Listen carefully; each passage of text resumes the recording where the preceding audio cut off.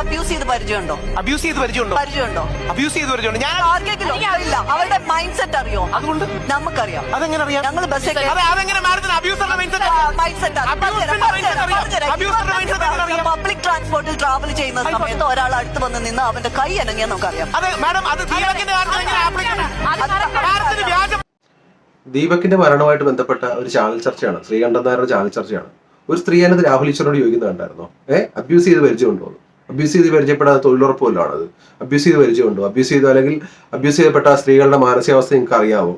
അല്ലെങ്കിൽ ഇവര് ഞാൻ പറഞ്ഞില്ല, ഇവര് റെപ്രസെന്റേറ്റ് ചെയ്യുന്ന അല്ലെങ്കിൽ ആ ഒരു സ്ത്രീ സമൂഹം എന്ന് പറയുന്നത് തന്നെ, ഈ ഒരു സ്ത്രീ സമൂഹം തന്നെയാണ് ടോട്ടലായിട്ടുള്ള സ്ത്രീകൾക്ക് ചീത്തപ്പേരുണ്ടാക്കി കൊടുക്കുന്നത്. അതായത് ശ്രീലക്ഷ്മി ഇറക്കിറക്കി അവിടെ ഇരുന്നിട്ട് സംസാരിക്കുന്നത് കേട്ട് കഴിഞ്ഞാൽ ഉണ്ടല്ലോ, സത്യം പറഞ്ഞാൽ അവരുടെ ദേഷ്യമല്ല തോന്നുന്നത്. മറ്റുള്ള സ്ത്രീകളോടുള്ള ഇവര് കാണിക്കുന്ന ഒരു വൃത്തികേട് കാരണം മറ്റുള്ള സ്ത്രീകളോട്, മറ്റുള്ള സമൂഹത്തിലുള്ള ആണുങ്ങൾക്ക് ഭയങ്കരമായിട്ട് ദേഷ്യം വരുന്നത്. ഞങ്ങൾ പറഞ്ഞു വരുന്നത് സ്ത്രീകൾക്ക് നേരെ ആക്രമണം ഉണ്ടാകുന്നില്ലെന്നല്ല, സ്ത്രീകൾക്ക് നേരെ നിരന്തര ആക്രമണം ഉണ്ടാകുന്നുണ്ട്. അതിനെതിരെയാണ് സംസാരിക്കേണ്ടത്. പക്ഷേ ഈ കള്ളക്കേസ് കൊടുത്തവരുടെ കൂടെ നിങ്ങൾ നിന്നിട്ട് യാതൊരു കാര്യമില്ല.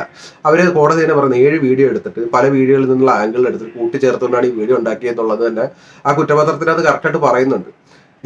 ഈ വീഡിയോ കണ്ടാൽ തന്നെ അറിയാം ഫസ്റ്റ് ആ അദ്ദേഹം നിൽക്കുന്നതും ഈ സ്ത്രീ നിൽക്കുന്നതും തമ്മിലുള്ള ആ ഒരു ഡിസ്റ്റൻസ് തന്നെ നല്ലപോലെ ഉണ്ട്. ആ ഭയങ്കര ക്രൗഡുള്ള ഒരു ബസ്സും അല്ലത്.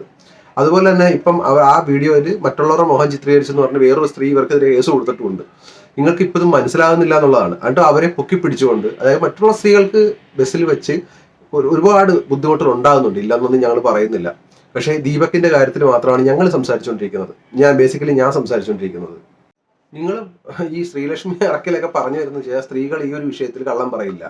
അതായത് സ്ത്രീകൾ ഈ ഒരു വിഷയത്തിൽ കള്ളം പറയില്ല, കാരണം ഇങ്ങനത്തെ വിഷയങ്ങളിൽ കള്ളം പറയാൻ അവർക്ക് പറ്റില്ല.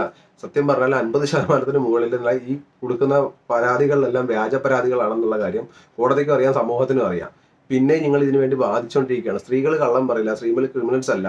നിങ്ങൾ തമ്മിൽ കട്ടിച്ചു നോക്കാൻ നേരത്തെ ഏറ്റവും കൂടുതൽ പുരുഷന്മാരായിരിക്കാം ക്രിമിനൽസ് ആയിട്ടുള്ള കുറ്റകൃത്യം ചെയ്യുന്നതും ഈ ബാക്കിയുള്ള കാര്യങ്ങളൊക്കെ ചെയ്യുന്നത്. അതിനകത്ത് പുരുഷന്മാർ തന്നെ ആയിരിക്കാം ടോപ്പിൽ നിൽക്കുന്നത്. പക്ഷേ നിങ്ങൾക്ക് മനസ്സിലാകാത്ത കാര്യമുണ്ട്, സ്ത്രീകൾ ഒട്ടും മോശമല്ല. ഇന്നത്തെ ന്യൂസ് തന്നെ നോക്കുക.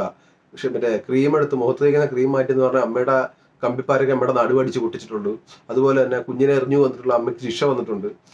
അതുപോലെ തന്നെ മറ്റേ കാമുകിനെ കാണണ്ടെന്ന് പറഞ്ഞതിന് മറ്റേ കാമുകന്റെ അമ്മയുടെ മുഖത്ത് കുത്തി പരിക്കേൽപ്പിച്ച, ഇതെല്ലാം സ്ത്രീകൾ തന്നെയാണ്. നിങ്ങൾ സ്ത്രീകൾ പുണ്യാവളത്തിമാരാണെന്നുള്ള രീതിയിലേക്ക് പോർട്രേറ്റ് ചെയ്യണ്ട. അവരും കള്ളം പറയും, അവർക്ക് ഈഗോ ഉണ്ട്, അവർ ക്രിമിനൽ സ്വഭാവമുള്ളവരുണ്ട്. പക്ഷെ നിങ്ങളെല്ലാം പറഞ്ഞു വരുന്നത് പിന്നെ എല്ലാ സ്ത്രീകളും പ്രതികരിക്കാൻ വിമുഖതയുള്ളവരാണെന്ന് പറയുന്നുണ്ട്. ശരിയാണ്, എല്ലാ സ്ത്രീകളും ചിലപ്പോൾ സ്പോട്ടിൽ പ്രതികരിക്കണമെന്നില്ല.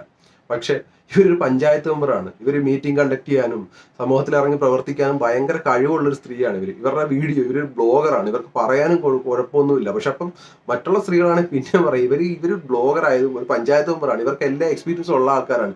ഇവർ സഡൻലി പ്രതികരിക്കാൻ യാതൊരു വിഷയമില്ലാത്തൊരു സ്ത്രീ എല്ലാം കഴിഞ്ഞ് വന്ന് വീട്ടിൽ വന്നിരുന്നത് അത് എഡിറ്റ് ചെയ്ത് കറക്റ്റായിട്ട് എഡിറ്റ് ചെയ്ത് ആ കൈ തട്ടുന്നത് സ്ലോ മോഷനിലാക്കി ഇടുമ്പോൾ തന്നെയാണ് നമ്മൾ പറഞ്ഞു വരുന്നത് ഇത് കള്ളത്തരമാണെന്ന് പറഞ്ഞു വരുന്നത്. ആ ബസ്സിൽ വെച്ച് ഒരാളോടെങ്കിലും ആ ബസ്സിൽ വെച്ച് കയർക്കുന്ന വീഡിയോ എങ്കിലും കണ്ടിരുന്നത് നമുക്ക് പറയാൻ വിചാരിക്കും.